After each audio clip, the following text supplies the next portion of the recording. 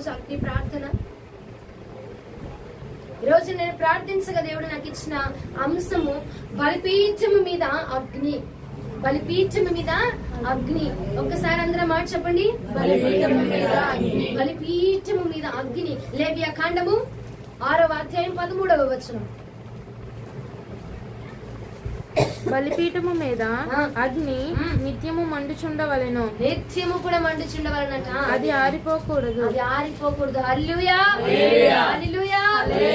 బలిపీఠము మీద అగ్ని నిత్యము కూడా మండుచూ ఉండవాలనట. ఎప్పుడు పడితే ఇప్పుడు ఆరిపోవడానికి వీల్లేదు.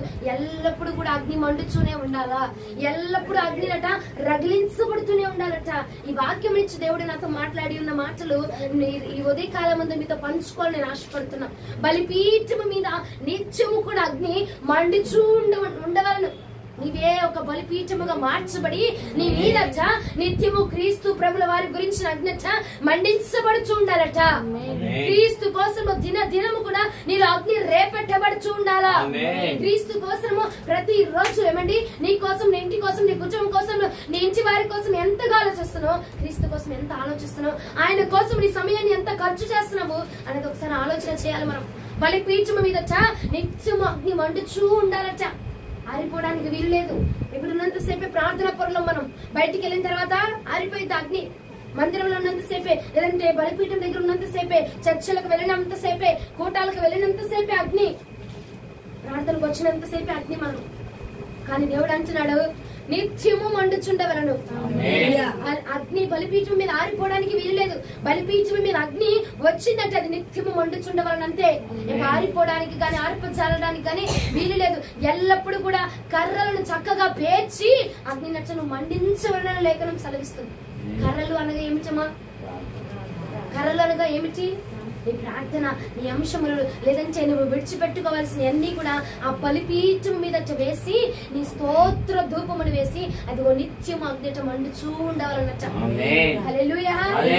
బలిపీఠము నిత్యము మండించడానికి నా ప్రభు వచ్చినను.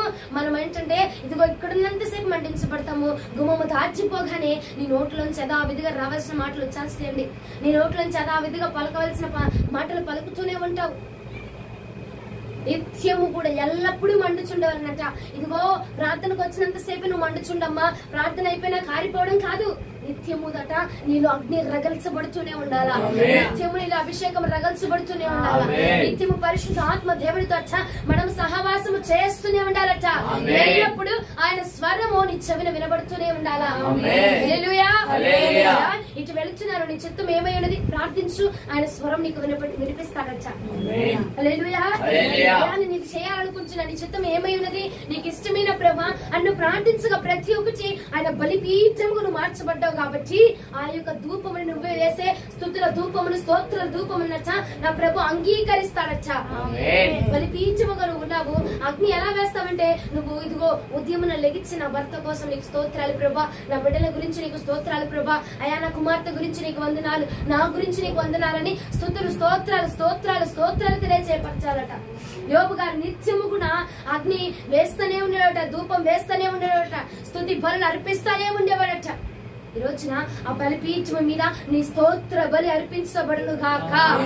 హల్లెలూయా. నీవే ఒక బలిపీఠముగా మార్చబడు. అగ్ని నీలో నిత్యం అగ్ని రగులుచూ ఉండవాలా. క్రీస్తు గురించి అగ్ని రగులుతూ ఉండాలండి, మనుషుల గురించి కాదు.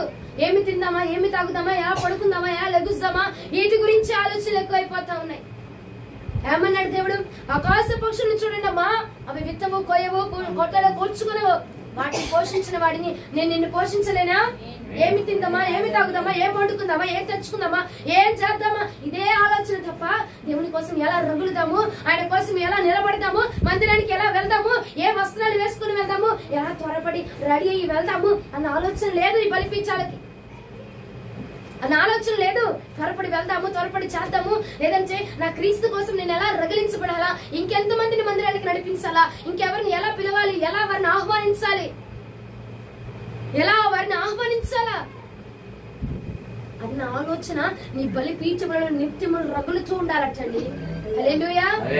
నీ బలిపీఠం నిత్యము మండుచూ ఉంటే అదిగో ఆ యొక్క అందులో నుంచి వచ్చే ధూపాలట నా ప్రభు అంగీకరిస్తారంట. నీలో నుంచి ఏ ధూపము నా ప్రభువుకి అందుతుందో ఒకసారి ఆలోచించండి. బలిపీఠముకు నువ్వు మార్చబడుతున్నానయ్యా.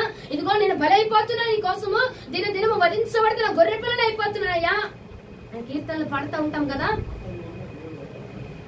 ఏ బలైపోతున్నారండి? ఏమి బలిస్తున్నావు? ఏ ధూపాన్ని దేవుడికి అర్పిస్తున్నారు? క్రీస్తు కోసము ఇదిగో వధించబడిన గొర్రె పిల్ల వలె మనం మార్చబడాలంటే దినదినము ఈ రోజు ఇది విడిచిపెట్టుకున్నాను ప్రభువా, అందుని బట్టి నీకు స్తోత్రాలు. హల్లెలూయా. ఈ రోజులు నేను అబద్ధములు ఆడేదాన్ని, ఈ రోజు నా అబద్ధములు ఆడితే నేను చెప్పాను కదా అగ్నిగుండం ఉందని, నేను అబద్ధాలు ఆడడాన్ని విడిచిపెట్టాను ప్రభా. నీతిగా యథార్థంగా బ్రతుకుటకు నాకు సహాయం దయచేయండి. అబద్ధాలు విడిచిపెట్టే కృప నాకు ఇచ్చినందుకు నీకు స్తోత్రాలు ప్రభా. అయ్యా, నేను ఇన్ని రోజులు మోసం చేసేదాన్ని ప్రభా, ఆ మోసపూరితమైన హృదయాన్ని నా నుంచి తీసివేసినందుకు నీకు వందనాలు ప్రభా అని చెప్పి దినమాటండి మనము విడిచిపెట్టుకుని పరిపూర్ణమవచ్చు దేవుని కోసము ఇదిగో నిత్యము మండుచుండే అగ్నిగా మార్చబడాలి. హల్లెలూయా. నిత్యము మండుచుండే అగ్నిగా మార్చబడాలంటండి. దినదినము కూడా విడిచిపెట్టుకునేటువంటి కృప మనకు తెలియదా? మన లోపల ఏమన్నాయో అన్నీ తెలిసిన వాటిని మేము చాలా దినము కూడా వాటిని విడిచిపెట్టడానికి ఉపయోగిస్తాం, లేదంటే విడిచిపెట్టట్లా. అయ్యా, నాకు ఇది లక్షణం ఉంది ప్రభా, దీన్ని నేను విడిచిపెట్టుకోవాలనుకుంటున్నా, నాకు నువ్వు సహకరించవా? నాకు నువ్వు సహాయం దయచేవా? నేను వదులుకోవాలనుకుంటున్నాను ప్రభా. నాలో నీ అగ్ని మాత్రమే రగలాలా, వేరొక అగ్ని రగలడానికి వీలు లేదు. అబద్ధికులకు జనకుడు ఎవరు? ఆ అగ్ని నాలో రగులుతుంది. నువ్వు అబద్ధాలు చెప్తున్నావు అంటే సాతాను బిడ్డవే కదా. అంటే ఆ అబద్ధాలు చెప్పే సాతాను యొక్క అగ్ని నాలో రగులుతుందయ్యా. వేరొక అగ్ని బలిపీఠం మీదకి రాకూడదు నువ్వు చెప్పావు కదా.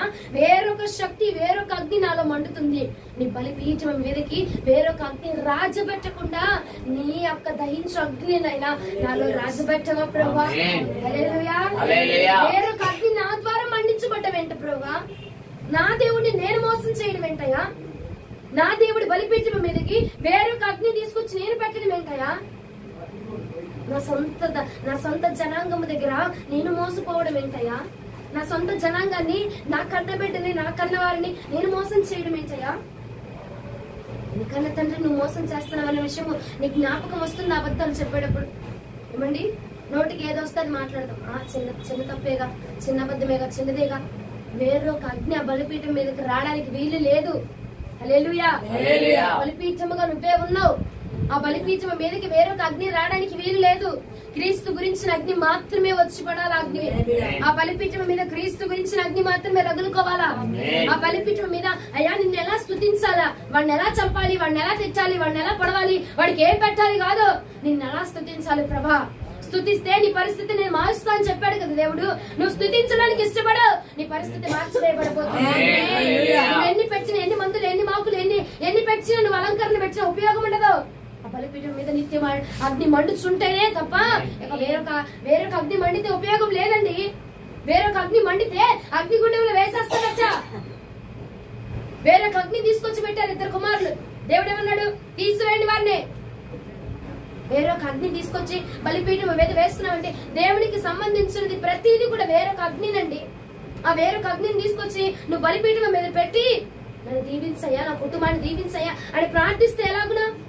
నీలో క్రీస్తు అగ్ని మాత్రమే రగులుకొనాలా. హల్లెలూయా. నీతిపరుడు, యథార్థపరుడు, జాలి కలిగిన వాడు, కనికరం కలిగిన వాడు, ప్రేమ చూపించేవాడు, అదే నువ్వు చూపించాలా. ఆ ప్రేమ, ఆ అగ్ని నీలో రగలాలండి. బలిపీఠం మీద నిత్యం అగ్ని రగలాలంటే వేరొక అగ్ని కాదు, క్రీస్తు అగ్ని మాత్రమే రగులుకున్నాడు గాక. క్రీస్తు అగ్ని మాత్రమే నీలో నింపబడాలా, నిత్యం అది మండించబడాలట. మందిరంలో ఉన్నప్పుడే యథార్థత, మందిరంలో ఉన్నప్పుడే భక్తి, మందిరంలో ఉన్నప్పుడే ప్రార్థన, మందిరంలో ఉన్నప్పుడే అభిషేకం, మందిరంలో ఉన్నప్పుడే నోట్లోంచి అన్య భాషలు. బయటికి వెళ్ళాక ఏమైపోతుంది నీ అన్య భాషలు? బయటికి వెళ్ళాక ఏమైపోతుంది నీ యొక్క భక్తి? బయటికి వెళ్ళాక నీ అగ్ని ఏమైపోతుందండి? ఎల్లప్పుడు కూడా నిత్యము కూడా నీ బలిపీఠం మీద అగ్ని మండించబడుతూ ఉండాలట. ఆరిపోవడానికి వీలు లేదు. ఆరిపోవచ్చు, ఎప్పుడైనా ఆరిపోవచ్చు అని చెప్తున్నారా? ఏమో నిత్యము మండించబడాలా, ఆరిపోకూడదు. అది అసలు ఎప్పుడు ఆరిపోకూడదు. బలిపీఠం మీద అగ్ని ఆరిపోయిందంటే ఏవో మనకి మరణమేనండి. నీ బలిపీఠం మీద నీవెప్పుడు కూడా ఆయన అగ్ని చేత మండించబడాలా, ఆయన ప్రేమ చేతిని మండించబడాలా. ఆయన మాత్రమే నీలో, ఆయన స్వరూపేమో మాత్రమే మనలో ఉంచబడాలా. వేరొకటి రావడానికి వీలు లేదు. వేరొకళ్ళు వస్తుంటే ఎలా నువ్వు అంగీకరించగలుగుతున్నావు? నువ్వు నీ భర్త ఉన్నారు కదా, ఇక వేరొకళ్ళు వస్తూ ఉంటే నువ్వు ఎలా అంగీకరించగలుగుతున్నావు అండి? నీకు భర్తగా యేసు ప్రభుల వారు ఉన్నారు కదా, ఆయన నీవు ఉండగా వేరొక శక్తి, అపవాది శక్తి నీ మధ్యలోకి వస్తుంటే నువ్వు ఎలా ఓర్చుకోగలుగుతున్నావు? నీ ప్రేమ నిజమైందేనా? నీ భక్తి నిజమైందేనా? నువ్వు చేసే భక్తి పోరాటం నిజమైన పోరాటం అయితే నువ్వు ఎలా ఓర్చుకోగలుగుతున్నావు? నీకు రోషం రావట్లే? అయ్యా నేనేంటి నీ బిడ్డని, నేనేంటి ప్రభా ఇలాంటి దౌర్భాగ్యమైన స్థితిలో ఉన్నా? నా నోట్లోంచి ఏంటయ్యా ఇలాంటి సినిమా పాటలు? నా నోట్లోంచి ఏంటయ్యా ఇలాంటి దౌర్భాగ్యపు మాటలు నా నోట్లోంచి వస్తున్నాయి ఏంటి అని ఆలోచించలేకపోతున్నావా? నీ భర్తగా క్రీస్తు ఉన్నప్పుడు వేరొకరిని ఎలాగండి మీరు తీసుకొని వస్తున్నారు? ఎలాగండి మీరు అంగీకరిస్తున్నారు? రోషం పుట్టట్లేదు నీకు? క్రైస్తవులు అంటే రోషము కలిగి చేయాలంట భక్తి. రోషం రావట్లే మీకు? నాలాంటిది నేను ప్రార్థనకి వెళ్ళి నేనేంటి ఇలాంటి వస్త్రాలేంటి? ప్రార్థనకి వెళ్ళి నేనేంటి ఇలాంటి మాటలేంటి? నా నోరు తెరిస్తే పచ్చి బూతులే. నేనేంటి నా నోట్లోంచి చివి రావడం ఏంటి దరిద్రంగా?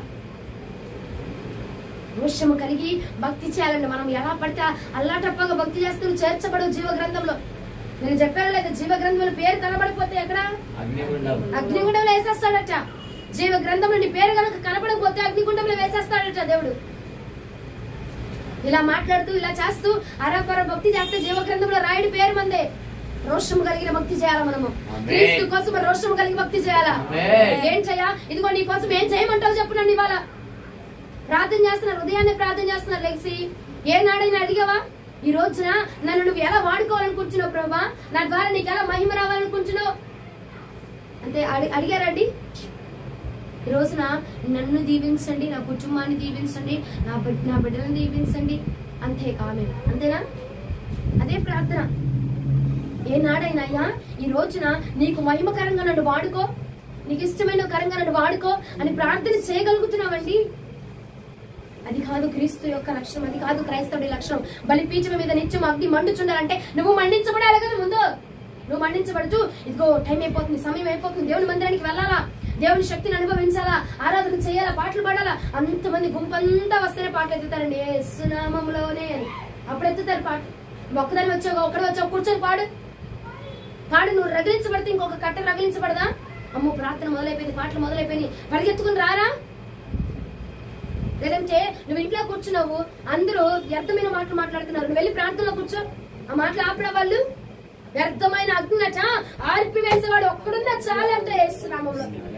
ఒక్కడిగా ఒక్కదానికి నువ్వు మార్చబడి నీ ఇంట్లో వ్యర్థమైన మాటలు మాట్లాడుతుంటే పక్కకు వచ్చి ప్రార్థన చేయి.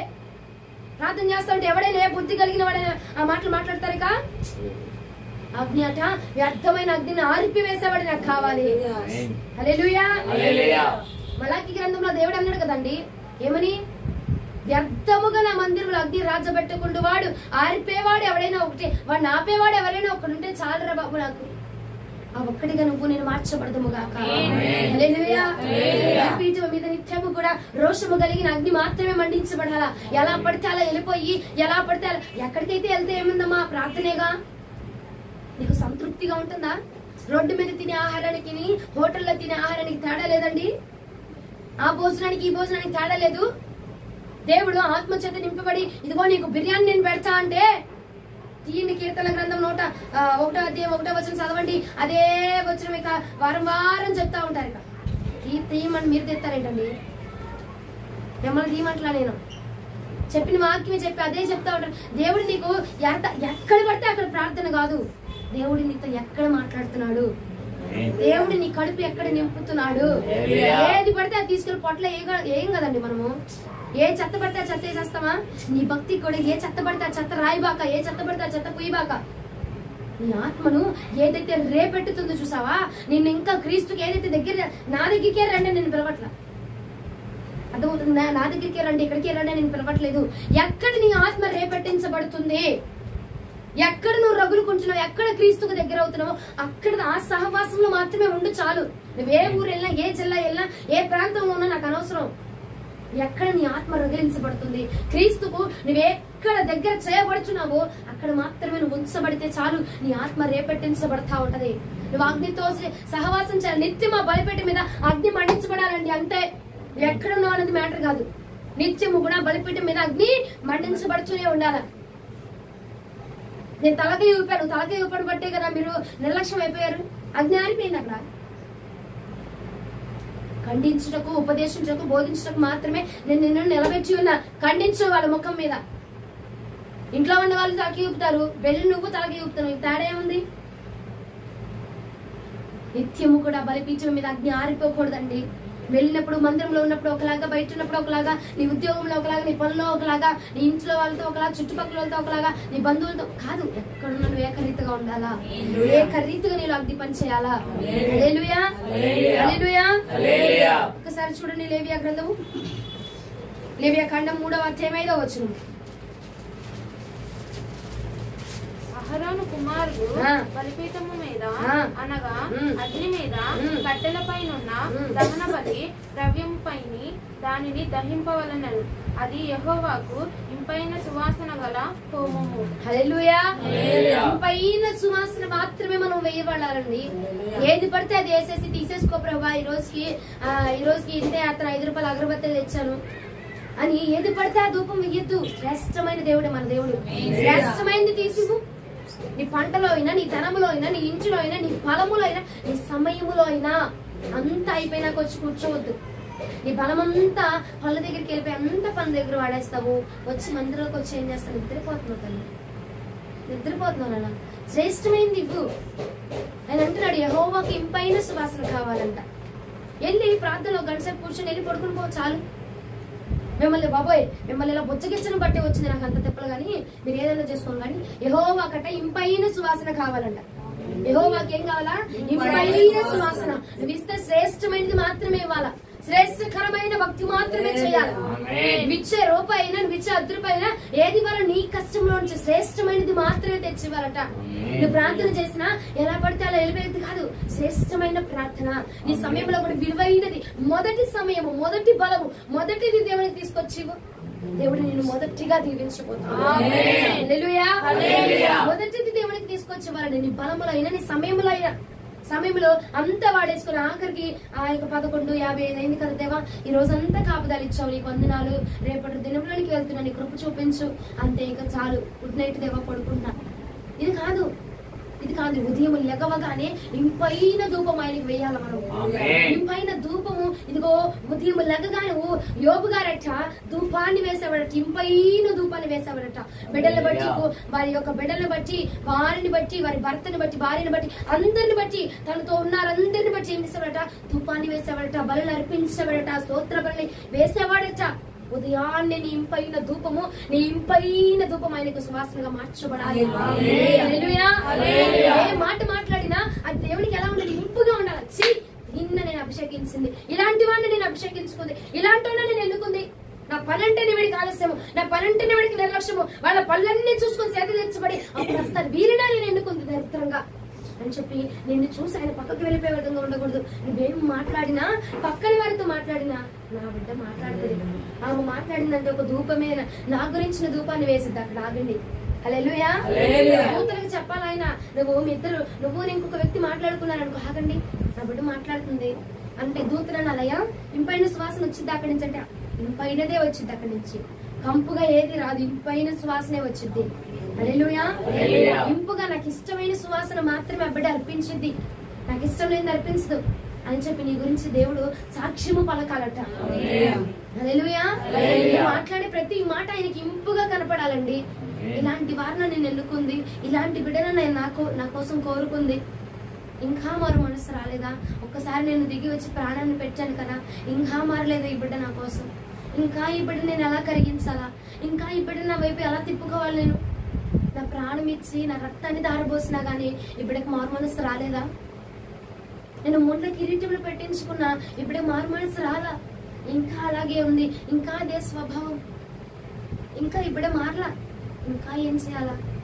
అప్పటి కోసం నేను మరణించి తిరిగి లేచాను కదా, ఇంకా ఎంత మరణించాలా? ఇంకా నేను ఏమైనా చెయ్యాలా అని చెప్పి మన గురించి దేవుడు బాధపడకూడదండి. మన గురించి దేవుడు బాధపడకూడదు. నీ మాట ఇంపుగా దేవుడికి కనపడాలి, ఇంపుగా దేవుడికి వినపడాలట. నువ్వు పేర్చే ప్రతి కర్ర, నువ్వు ప్రార్థన చేసే ప్రతి ప్రార్థన, అడిగే ప్రతిది కూడా దేవునికి ఇంపైనదిగా ఉండాలా. వాడిని ఎరగొట్టే ప్రభా, వాడికి ఏదైనా చేయి కాదు, ప్రేమతో మార్చు. నువ్వు ద్వేషముతో ఎంత కాలం ఉన్నది జయించలేము, అది కార్యం జరగదు. ప్రేమించట ఆయన కూడా ఏం చేశాడండి? ప్రేమించే మార్చాడు. అవునా? ప్రేమను చూపించే మార్చాడండి కలువరి సిలువలో.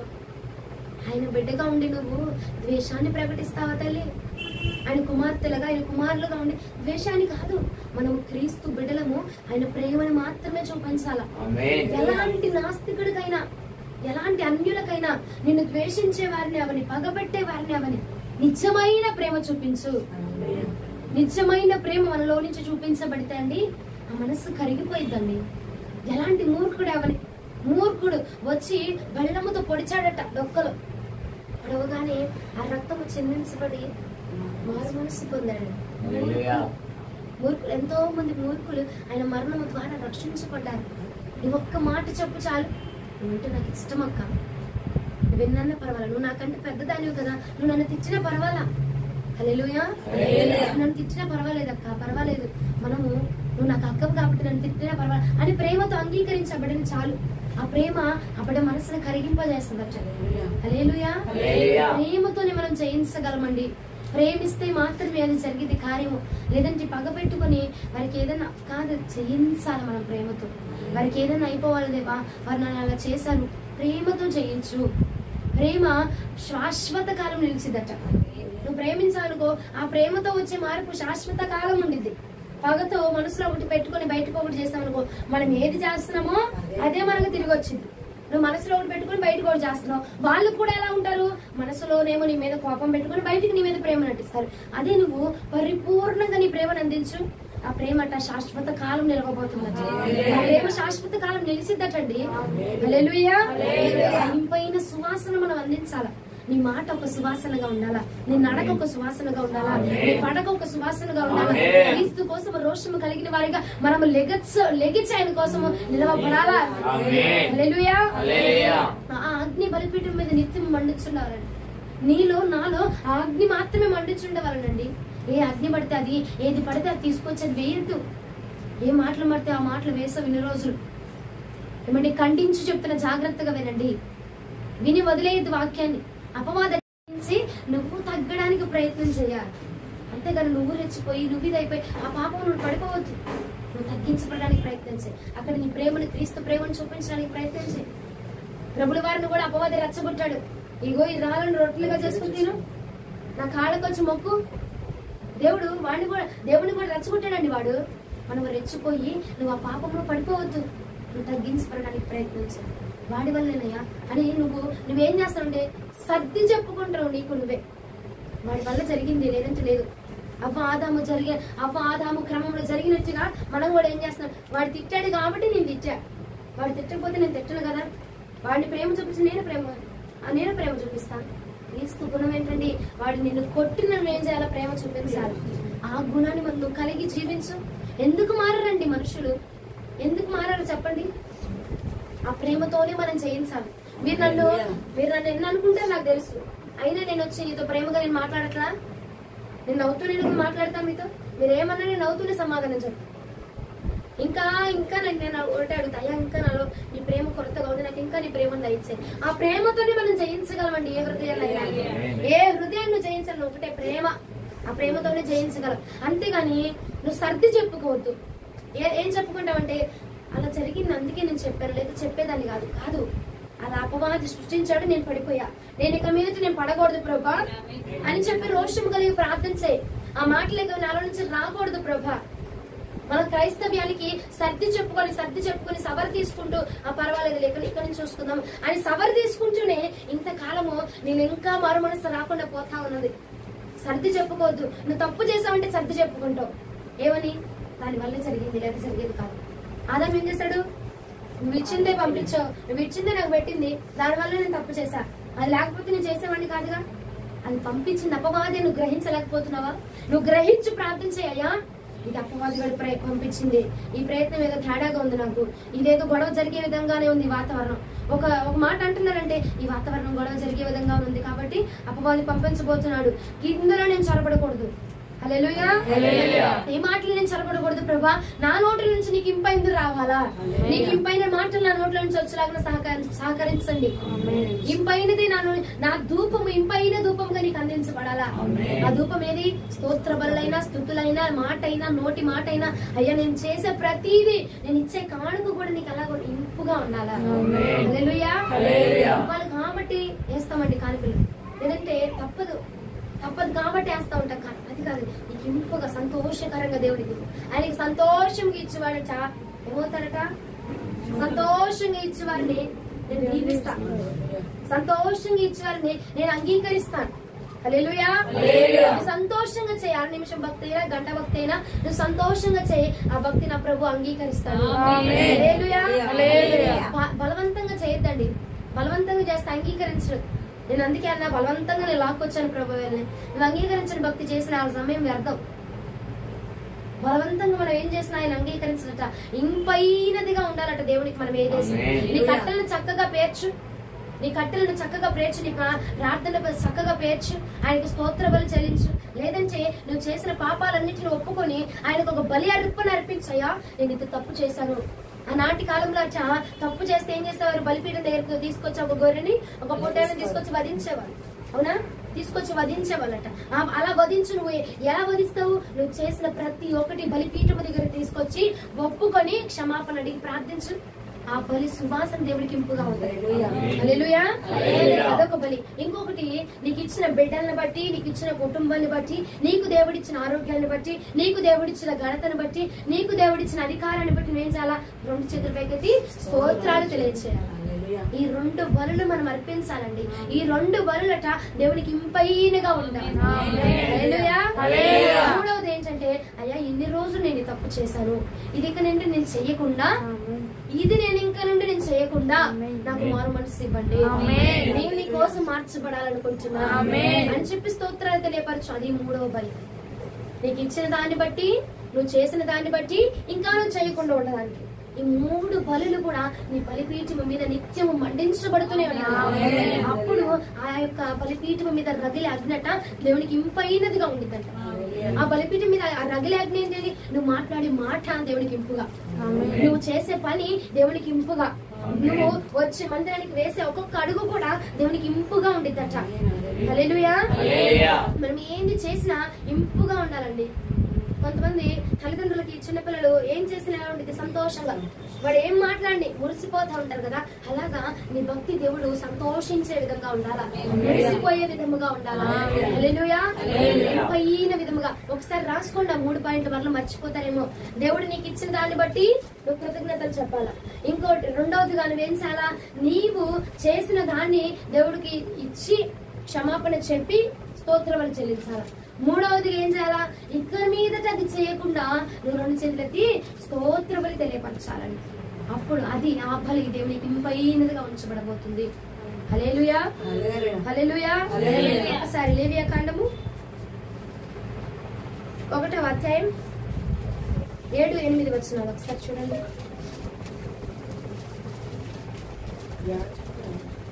లేవియా కాండము 1వ అధ్యాయం 7-8 వచనాలు. యాజకుడైన అహరోను కుమారులు బలిపీఠము మీద అగ్ని ఉంచి ఆ అగ్ని మీద కట్టెలను చక్కగా పేర్చవలెను. అప్పుడు యాజకులైన అహరోను కుమారులు ఆ అవయములను తలను క్రొవ్వును బలిపీఠము మీదనున్న అగ్ని మీది కట్టెల పైన చక్కగా పేర్చవలెను. చక్కగా నీ కట్టెలన్నిటిని నువ్వు చక్కగా పేర్చాలట.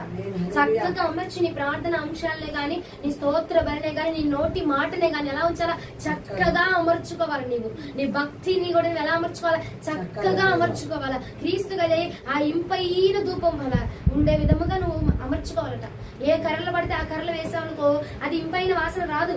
నువ్వు పేర్చవలసిన కర్రలు, నువ్వు పేర్చవలసిన విధానములో చక్కగా నువ్వు అమర్చితేనే, చక్కగా నువ్వు పేర్చితేనే, నీ భక్తిని నువ్వు చక్కగా పేర్చితేనే అది దేవునికి ఇంపైన సువాసనగా ఉంచబడిద్దట.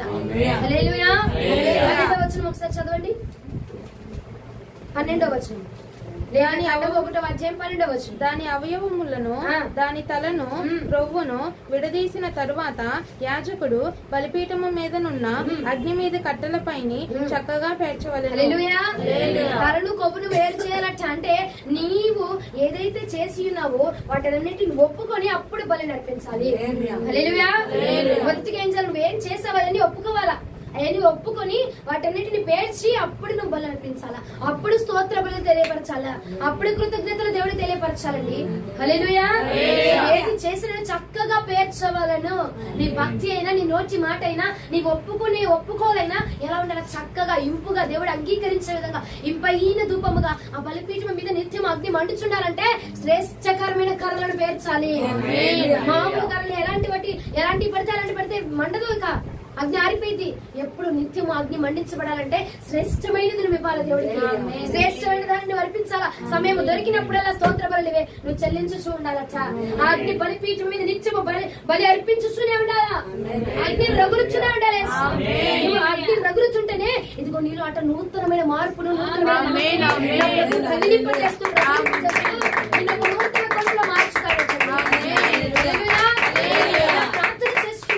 భక్తిలో నీ ఆత్మీయ స్థితిలో నీలోనే మార్పు రాకపోతే అప్పుడు అన్నాడు మార్పు ఖచ్చితంగా వచ్చిందండి. నువ్వు సమయం దొరికినప్పుడల్లా ఈ బలులు అర్పించు. చాలు, ఈ బలి అర్పించు. ఈ 3 రకమైన బలులు అర్పించు. అర్పిస్తే నీ బలిపీఠం అనగా నీలో నిత్యం అగ్ని మండుచునే ఉండిద్ది. క్రీస్తు కోసమైన అగ్ని మండుచునే ఉండిద్ది.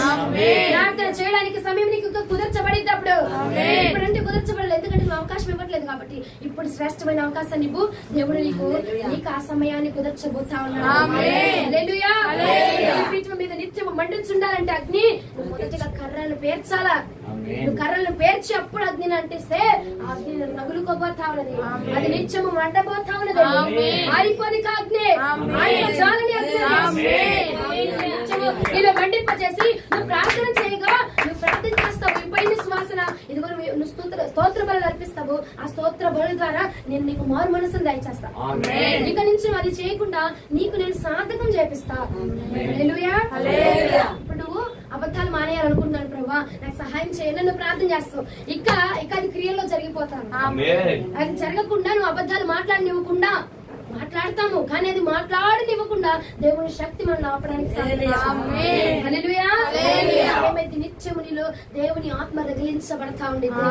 అబద్ధాలు చెప్పాలి, కానీ అక్కడ అబద్ధము చెప్పే మనసు దేవుడు నీకు రానివ్వకుండా నిత్యమును మాత్రమే ఒప్పుకొని చేసే మనసు ఏం చేస్తాయా?